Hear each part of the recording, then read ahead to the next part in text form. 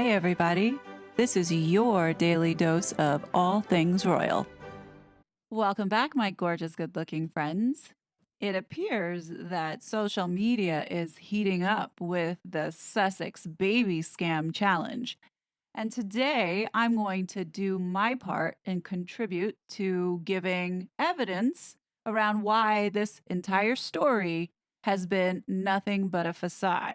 Meghan's mole has been relentless about this on Twitter, and Bookworm did an excellent video.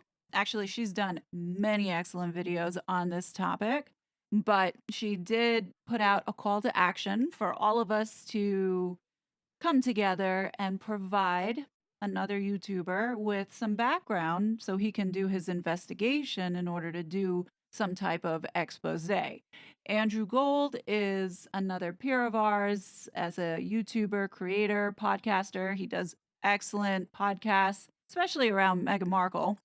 But he is up to the challenge if he can get some data. And I'm sure on his side, he's going to be doing some investigation himself. At least I hope so, because a lot of us have done quite a bit of work around this. But he's a very good journalist. And I think that his bigger platform could get more eyes on this because many of us feel this is about to burst. So I'm just going to put some evidence up here to connect some dots so people can understand why people have been calling Meghan Markle out for being a fraud around her pregnancies.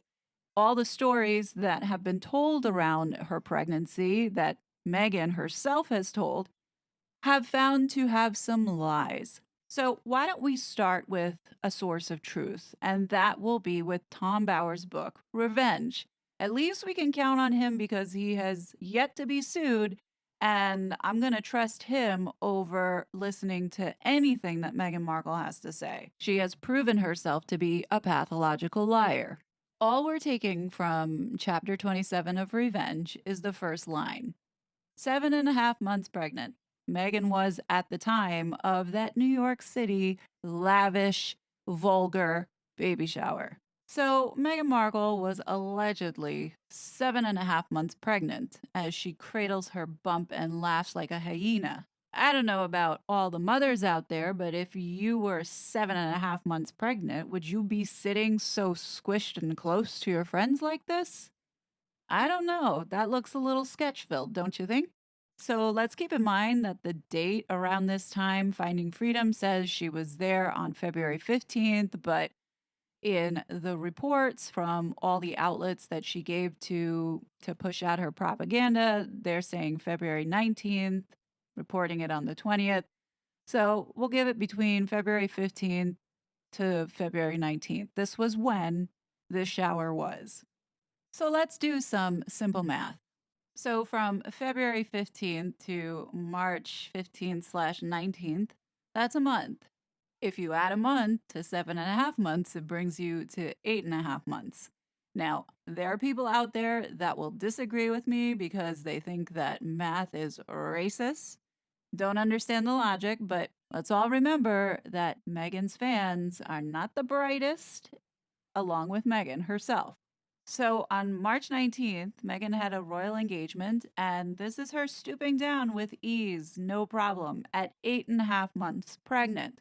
This should be raising flags for many people because at 8.5 months pregnant, this is impossible, especially with heels on this high. There's no way that you can crouch down and keep your knees together, as well as wear high heel shoes and not have any issue standing up or getting down. 8.5 months pregnant, guys. 9 months is when a baby is fully cooked and ready to pop out. So, getting back to our timeline, Meghan is home for the whole month of April. She is not seen. And if you add another month, that would bring you into April 19th. That would put her at 9.5 months. This is too far of a gap for Archie to have been born on May 6th. It has always been my opinion that Meghan and Harry have lied about the birthday of Archie. And I think, in my opinion, that he was born earlier. And I suspect it's around maybe the third week of April. And if you look at the calendar, and if you understand that Gail was supposed to be over in London doing some filming and stopped by to visit Meghan and Harry as she was promised the first photos and stream for I guess, the announcement of the baby. You will notice that she was away in the third week of April. In all of the footage and all of the media that I have observed, and you guys know that I've seen practically just about everything that has come out over the last 6 years. I never saw her talking about morning sickness or cravings. She mentions it briefly in Finding Freedom, and maybe that's because somebody called her out on it, but never did she talk about it. Her ankles didn't swell. She kept touching her belly even before anything was there. She never talked about the baby kicking. She never allowed anyone to touch her stomach, let alone we've never seen Harry touch her stomach or rub her stomach. We saw her stoop down with ease at 8.5 months. She specifically chose to not have a stylist to help her dress. We know that actors, when they take on roles, they really do this method acting where they become the role. So if Meghan in her head is like, oh, I'm going to be playing a pregnant woman, then it's possible that she did everything that she needed to do to gain that weight towards the very end, whether it be taking hormones, whether it be eating a high calorie diet, whether it be she's taking antidepressant medication, because let's remember, she was allegedly suicidal. Personally, in my opinion, I don't believe that she ever was, because literally after the Cirque du Soleil, I guess, episode that she had, let's remember she jetted off to New York to be with her friends. She didn't look very suicidal in those pictures, laughing like a hyena. And also, I think the biggest giveaway here is that she's never talked about giving birth. And what is really interesting is that in Finding Freedom, it says Meghan did not deliver by C section, although the couple refused to comment on the details of the birth. A source said that Meghan took the advice of doctors who attended Frogmore Cottage every day in the days leading up to her hospital admission. So here is the red flag around this. Why bother mentioning anything at all about the birth? There's only two other options. One, she went to go pick up the baby after it was delivered and came home. Or two, she had the baby the natural way, but we all know that it's impossible for her to have had that baby in the window of time that they gave. Also, another clue that I picked up on was in the mockumentary that they did. Doria says, "Oh, she was there when Meghan brought the baby home." I was there when she brought him home from the hospital. But in Finding Freedom, though, it says Harry jumped behind the wheel of the navy blue Range Rover where Meghan and Doria were waiting in the back seat on the night of Sunday, May 5th. So who's lying? I mean, obviously we know that Meghan was behind Finding Freedom. She did collaborate with Omid Scobie and for sure gave her bullet points and information to him. So was she lying or was Doria lying? Or I'm going to say that maybe both were lying. We already caught Doria lying in the Netflix mockumentary, so this is a very realistic possibility. My mom stayed with us for a month solid. This is one of the very rare instances where Meghan was telling the truth. So Doria was clocked at showing up in London or the UK on April 20th. They have record of Doria's dogs being walked on the first day, being that of, I believe, the 19th. And then Doria ended up leaving on May 19th and was back, as you can see here, dated May 21st, 2019. So, yes, Doria was there for a full month, but when you think about it, if Archie was truly born on May 6th, then Doria really only spent maybe less than 2 weeks helping Meghan. That's another reason why Meghan's story doesn't make sense. She's a first time mom, and her mom is only there for less than 2 weeks. So perhaps this baby was born ahead of time. Doria went over on April 20th, then that would make sense that the baby was coming at some point in April, not April 28th, as it's stating here. Probably was somewhere in the middle of April or the third week. Meghan and Harry are lying about the birth of this child. I am going to say it's my opinion, but Meghan lied about where this child was born. She is lying about how this child was born, whether it be through a surrogate or through her vagina. I don't think it was her vagina. And we know we have her mother scheming with her to protect whatever secrets that they're trying to keep from being exposed. And that's why we're all doing this. This needs to bubble up for the mainstream to start talking about it. Another lie that is so disgusting in the book of Finding Freedom, Scobie writes that Doria messaged Thomas with the news, which Meghan had asked her to do. We all know that that's a lie. Thomas found out about this baby like the rest of us. And I'm not hearing about it on the phone, I'm hearing about it on the radio. The first time I saw pictures was when Harry carried him outside for the first time. So this much of Archie, so just that much of Archie. Now, was Harry holding a doll in this picture?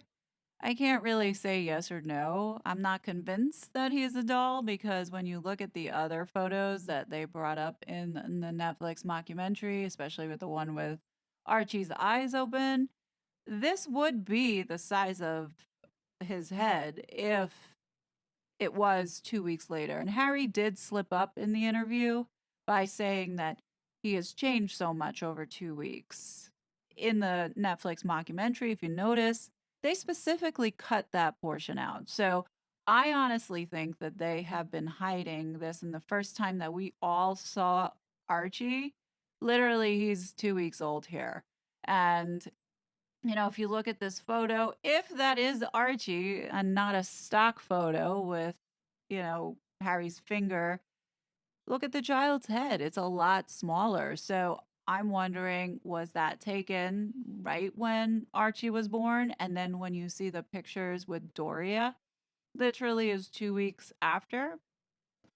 I mean, the head looks bigger and the child looks different in the three photos compared to the one at the top. But what do you guys think? I know many of you think that this is a doll.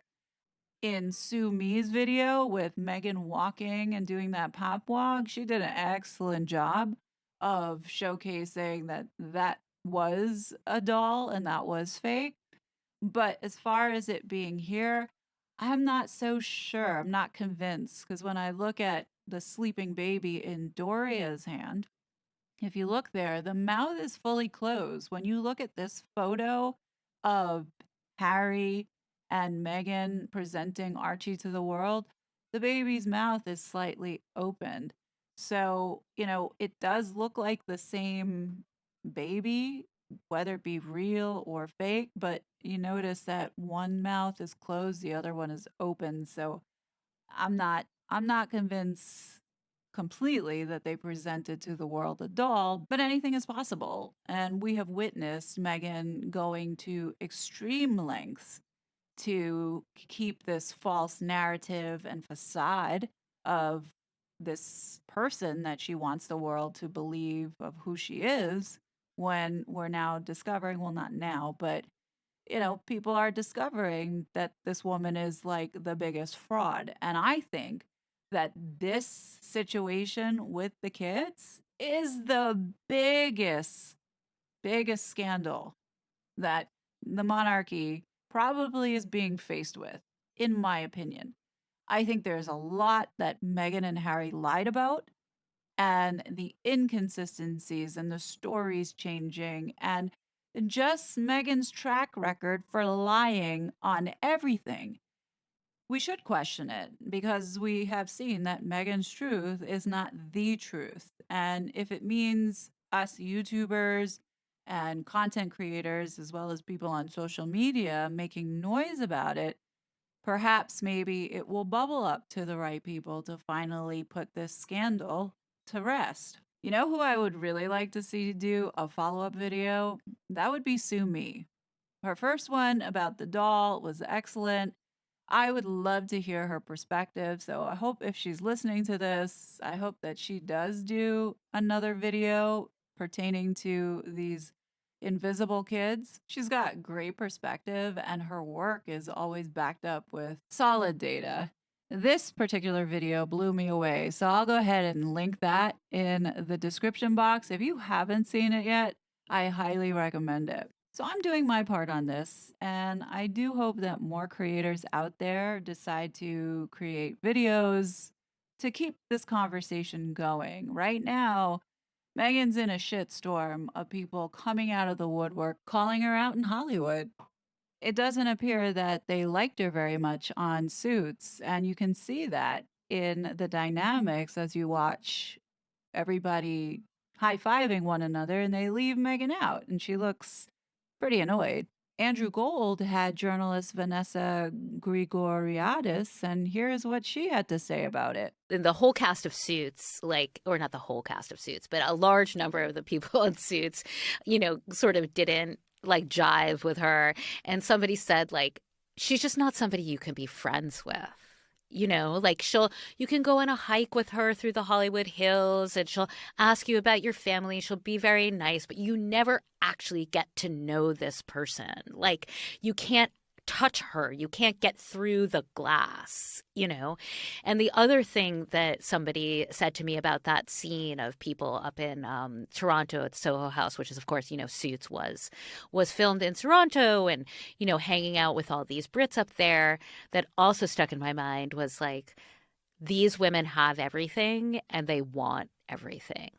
You see, Meghan is going to go down in history as the dumbest woman alive for having it all and then epically messing it up. But that goes to show you that people who lie, who are shallow, and who are fake do not come out on top in the end. And this is what we're seeing. And I'm here for it because it's about damn time. But what do you guys think? It's really impressive and spectacular to watch this all go down. And just sit back and say, yep, we told you so. Yep, we were right all along. Yep, we're not haters. We're just telling you the truth. And this is what good, decent human beings do to protect society. Definitely leave your thoughts below. We just got to keep talking about it, because at some point somebody's going to listen. And I think the biggest thing now is getting to the bottom of the births of these children, and if really, do both of them exist? Now, I believe Archie exists, but the girl, not so much. Anyhow, as always, I will be back with more content, but until then, please be safe, and I'll talk to you later. Bye. It was such a fraud.